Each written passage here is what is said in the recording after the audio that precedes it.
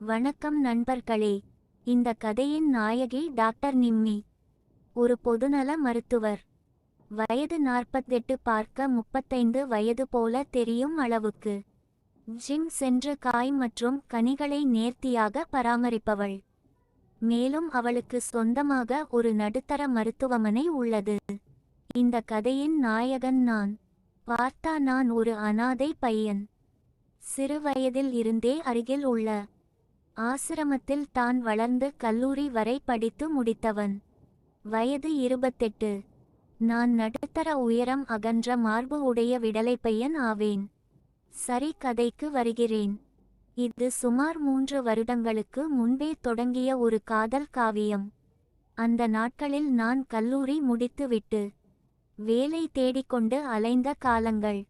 நானோ படித்த படிப்புக்கு வேலை கிடைக்காமல் கிடைத்த வேலையை செய்து கொண்டு காலத்தை ஓட்டி வந்தேன். மேலும் நான் வளர்ந்த ஆசிரமத்தை நிதி நெருக்கடி காரணமாக நிரந்தரமாக மூடிவிட்டு சென்னையில் உள்ள அவர்களின் ஆசிரமம் முகவரி கொடுத்து அங்கே போக சொன்னார்கள். நானும் வேறு வழி இல்லாமல் பழகிய ஊரை விட்டுவிட்டு சென்னை போக தயார் ஆனேன். அப்போதுதான் நிம்மி டாக்டர் மருத்துவமனையில் பணிபுரியும் ஒருவருடைய நம்பர் ஆசிரமத்தில் உள்ள மேனேஜர் மூலம் கிடைத்தது. உடனே அவரை தொடர்பு கொண்டு நடந்ததை கூறவும், நீ உடனே வா, வேலை வாங்கி தருகிறேன் என்று ஆறுதல் கூறினார். நானும் சரி என்று கூறி சென்னை கிளம்பினேன். சரியாக காலை 6 மணிக்கு ரயில் மூலம் சென்னை வந்தேன். வந்த உடனே சாரதி அண்ணனை தொடர்பு கொண்டு நான் வந்ததை கூறினேன். அவரும் மருத்துவமனை அட்ரஸ் கொடுத்து வரும்படி கூறினார். நானும் உடனே சென்னையில் உள்ள என்னுடைய ஆசிரமம் சென்று விட்டு குளித்து கிளம்பி போனேன். சாரதி அண்ணன் சொன்ன முகவரியில் எனக்காக காத்திருந்தார். நானும் அவரும் பரஸ்பர உறவை பரிமாறிக்கொண்டோம். பிறகு அவர் என்னை பற்றி விசாரித்தார். கல்யாணம் ஆயிட்டா, எத்தனை குழந்தைகள் என்று. நானோ அண்ணா, எனக்கு உறவு என்று சொல்ல யாரும் இல்லை.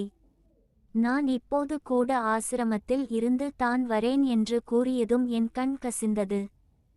உடனே சாரதி அண்ணன், தம்பி, உனக்கு நான் இருக்கிறேன், கவலைப்படாதே என்று கூறி ஹாஸ்பிட்டல் உள்ளே அழைத்து போய் ஆபீஸ் உள்ளே உட்கார சொல்லிட்டு மேடம் பார்த்துட்டு வரேன்னு சொல்லிட்டு போனார். அவர் போய் அரை மணி நேரம் வரல. நானும் அங்கேயே அமர்ந்து வருகிற போகிற பெண்களை சைட் அடித்து கொண்டிருந்தேன். அப்போதுதான் முதல் முறையாக நிம்மி மேடம் வருவதை பார்த்தேன். ஆனால் எனக்கு அவள்தான் நிம்மி மேடம் என்று தெரியாது. பார்த்தவுடன் பாம்பு படம் எடுக்கும் சதை இல்லாத வயிறு, வட்ட வடிவ முகம், பலாப்பழம் உதடு, பார்க்க பணக்காரர்களுக்கே உரித்தானா நடை என்று வரும்போதே என் தம்பியை ஆட்டம் காண வைத்துவிட்டு என்னை கடந்து சென்றார்கள். நானும் யாரென்று தெரியாம முழித்து பார்த்துவிட்டு யாரோ டூட்டி டாக்டர்னு நினைச்சு வணக்கம் சொன்னேன். அவளோ கண்ணாடியை கழற்றி விட்டு என்னை மேலும் கீழும் பார்த்து விட்டு செய்கையில் வணக்கம் சொல்லிவிட்டு உள்ளே போனாள். உடனே சாரதி அண்ணன் வந்து, மேடம் வந்து விட்டார்கள், வா எனவும். அப்போதுதான் நிலைமை புரிந்தது. அவங்கதான் ஹாஸ்பிட்டல் ஓனர் நிம்மி மேடம் என்று. மீண்டும் அவர்களை பார்க்க ஆசை அதிகமானது. நானும் வெளியில் காட்டிக்கொள்ளாமல் சாரதி அண்ணனுடன் உள்ளே போனேன். போனதும் சாரதி அண்ணன், மேடம், இது என் தம்பி, தஞ்சையில இருந்து வந்திருக்கான். இவன் பிஎஸ்சி கெமிஸ்ட்ரி படிச்சு இருக்கான். அதான் நம்ம ஹாஸ்பிட்டல்ல ஒரு வேலை போட்டு கொடுங்கன்னு கேட்டார். உடனே நிம்மி நான் உள்ளே வரும்போது இவனை பார்த்தேன். இவன் கண் போற வரவங்களை வட்டமடித்ததே என்று கூறவும் சாரதி அண்ணா கடிந்து கொண்டார். உடனே நானோ சரி, இந்த வேலை அவ்வளவுதான்னு நினைச்சிட்டு வேற வேலை பார்க்க வேண்டியது தான்னு நினைக்க ஆரம்பித்தேன். உடனே நிம்மி, சாரதி, இவனை கொஞ்சம் வெளியே இருக்க சொல்லு, நான் கூப்பிடுறேன், நீ போய் வேலையை பாருன்னு சொல்லிட்டாங்க. உடனே சாரதி அண்ணனும் பார்த்து பேசி, எப்படியாவது வேலை வாங்க பாரு, போய் மட்டும் சொல்லாதே, மேடம்க்கு பிடிக்காதுன்னு சொல்லிட்டு போயிட்டார். நானும் 1 மணி நேரம் காத்திருந்தேன். எனக்கோ நிம்மி மேடம் கண் முன்னே வந்து போனது. நானோ சின்ன வயசில் இருந்தே ஆசிரமத்தில் வளர்த்ததில் எனக்கோ உணர்வு எப்போதும் வரும், ஆனால் எல்லை மீறி யாரையும் நினைத்தது இல்லை. ஆனால் இன்றோ வாழ்க்கையில் மறக்க முடியாத ஒரு பெண்ணாக நிம்மி தோன்றினாள். கையில் காலில் விழுந்தாவது வேலை வாங்கி நிம்மியை பார்க்கணும் என்று முடிவு பண்ணினேன். அவளிடம் பேச தயாரிகினேன். நிம்மி உள்ளே அழைத்தாள். அப்போது அவளோடு சுமார் 60 வயது உடைய ஒரு பெண்ணும் இருந்தாள். அவளுக்கு மருத்துவம் பார்த்துவிட்டு பிரஷர் கொஞ்சம் அதிகமாக இருக்கு, வேறு எல்லாம் நார்மல் என்றாள்.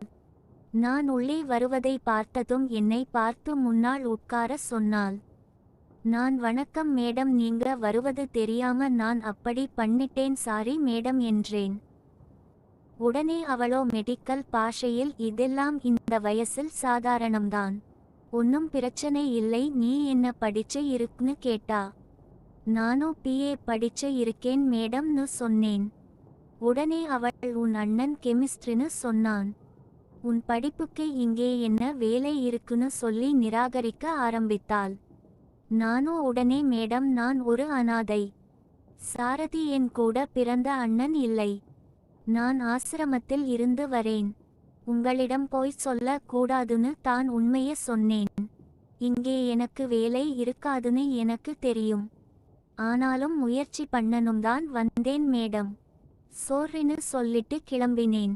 உடனே கூட இருந்த அம்மாவோ கொஞ்சம் யோசித்து விட்டு, பார்க்க நல்லா பையனா தெரியுது நிம்மி, பேசாம நம்ம வீட்டுல இவனை என்னோட பாதுகாப்பாளர் ஆக மாத்திடுன்னு அந்த வயசான அம்மா சொன்னாங்க. உடனே அவளோ, அம்மா நீ சும்மா இரு, இவனோ வாலிப பையன், நாம் 2 பேருதான் வீட்ல இருக்கோம், யோசிச்சு முடிவு எடுக்கலாம்னு சொன்னா. அப்புறம் தான் தெரிஞ்சது அது நிம்மி அம்மா டினான்னு. உடனே டினா, நிம்மி எனக்கு வயசாயிட்டு, நீ ஹாஸ்பிட்டல் வந்த பிறகு என்னை கவனித்து கொள்ள யாரும் இல்லை, யோசித்து பார் என்று சொன்னாங்க. உடனே நிம்மி என்னுடைய போன் நம்பர் வாங்கிட்டு நான் கூப்பிடுறேன்னு சொல்லி அனுப்பிட்டாங்க. நானும் ரொம்ப ஏமாத்தத்தோட வெளியே வந்து சாரதி அண்ணனை பார்த்து விட்டு நடந்ததை சொல்லி கிளம்ப போனேன். உடனே சாரதி அண்ணன், மேடம் ரொம்ப நல்லவங்க, கண்டிப்பா ஏதாவது உனக்கு ஏற்ற வேலை தருவாங்கன்னு சொல்லி அனுப்பினார். நானும் வெளியே வந்து ஆசிரமம் வந்து சேர்ந்தேன். அங்கே ஆசிரமம் வார்டன் டிங்கு மேடம் இருந்தாங்க. அவங்க கிட்ட போய் என்னோட டீட்டெயில்ஸ் எல்லாம் கொடுத்துட்டு உள்ளே போய் வழக்கம் போல் அங்கே உள்ளவர்களிடம் என்னை அறிமுகப்படுத்தி நார்மல் வாழ்க்கைக்கு திரும்பினேன். ஒரு நாள் இரவு என்னோட அரை பேன் பழுதாகி விட்டது. எனவே தூக்கம் வராமல் எழுந்து வெளியே வந்தேன். ஆசிரமம் முழுவதும் அமைதியாக இருந்தது. சமையலறையில் மட்டும் கொஞ்சம் வெளிச்சம் இருந்தது. நானோ என்ன வெளிச்சம்னு பார்க்க போனேன். போகும்போது தான் தெரிந்தது அது வார்டன் அறை என்று. நானோ வார்டன் என்ன செய்கிறாள் இந்த நேரம் என்று கூறி அவள் அறையை எட்டி பார்த்தேன். அங்கே நான் பார்த்தது தான் முதன்முதலில் என்னை அடிக்க தூண்டியது. அதுக்கு முன்பு வரை நான் அடித்ததே கிடையாது. அன்று கண்ட காட்சி அது. ஆம், வார்டன் டிங்கு படம் பார்த்து கொண்டு தேய்த்து கொண்டு இருந்தாள். சத்தம் வெளியே கேட்காமல் இருக்க வாழைப்பழத்தை வாயில் வைத்து கொண்டு போட்டாள். நான் இதற்கு முன்பு ஒரு பெண்ணை இது போல பார்த்தது இல்லை. சும்மா சொல்லக்கூடாது வார்டன் டிங்கு, கொஞ்சம் சதை போட்ட உடம்புதான். நானோ வச்ச கண்ணு வைக்காம பார்த்துட்டு இருந்தேன். அப்போது டிங்கு திட்டுக்கிட்டு எழும்பினாள். என்னை நோக்கி யார் அது என்று கத்தினாள். நானோ அவள் உடையை மாற்றுவதற்கு முன்னாடி உள்ளே போய் அவள் காலை பிடித்து சத்தம் போடாதீர்கள், நான் லைட் எரியுதுன்னு வந்தேன், தெரியாம பார்த்துட்டேன், மன்னிச்சுடுங்க, நான் நேத்துதான் இங்க வந்தேன், என்னை வெளியே அனுப்பிடாதீங்கன்னு கெஞ்சினேன்.